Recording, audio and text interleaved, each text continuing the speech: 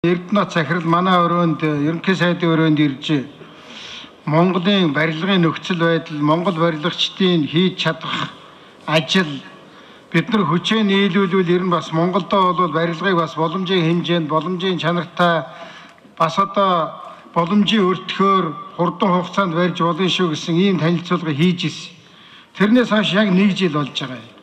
Тэгээд яг бид хэд маань яриад ер нь Монголын барилгын компаниуд нийлээд хамтраад ажиллах юм бол засгийн газар дэмжээ гэсэн.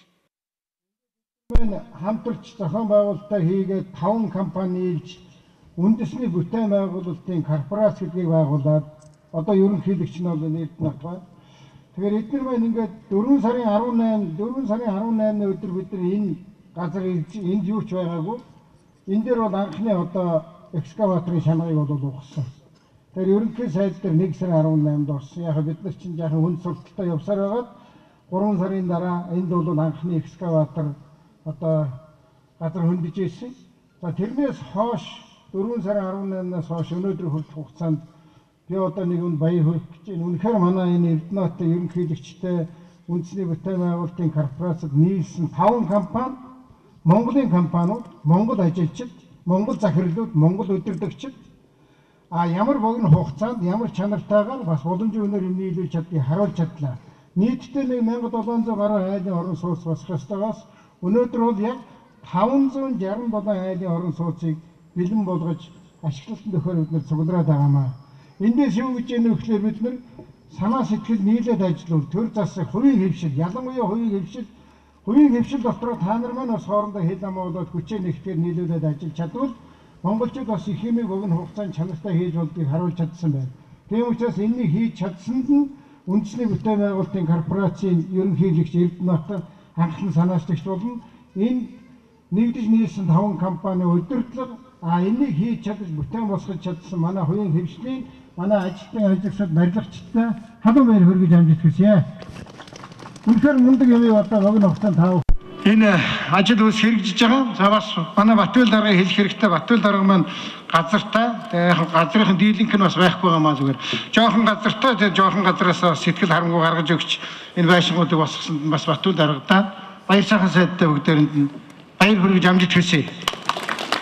За би өшөө бас нэг танилцуулах гэдэг нь сая нээж үг хэлсэн гам толгой захирал бол төрийн орон сууцны корпорац.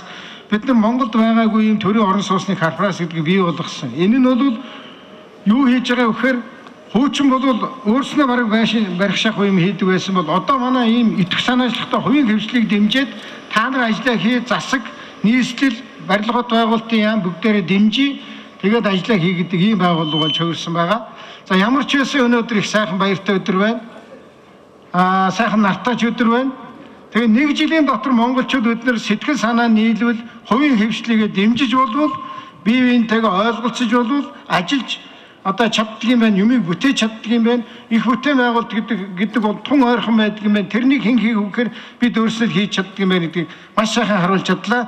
Үндэсний бүтээн байгуулалтын корпорацийн хамт олондоо улам их амжилтыг хүсье өрөө олон орон сууцыг хурдан хугацаанд чанартай барьж босгох болтугай гэж өрөөё. Баярлалаа.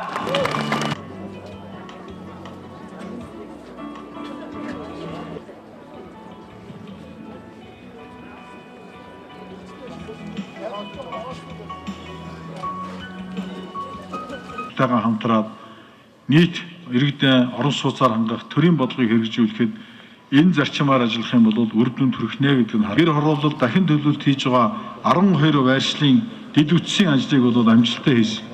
Тэгээ өнгөрсөн жилд энэ буян тухайн орчинд цэвэр усны шинэ нөхөсөөр Монгол хүн бол гайхалтай бүтээлч юм байна.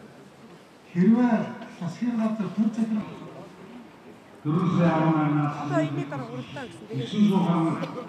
900 гаруй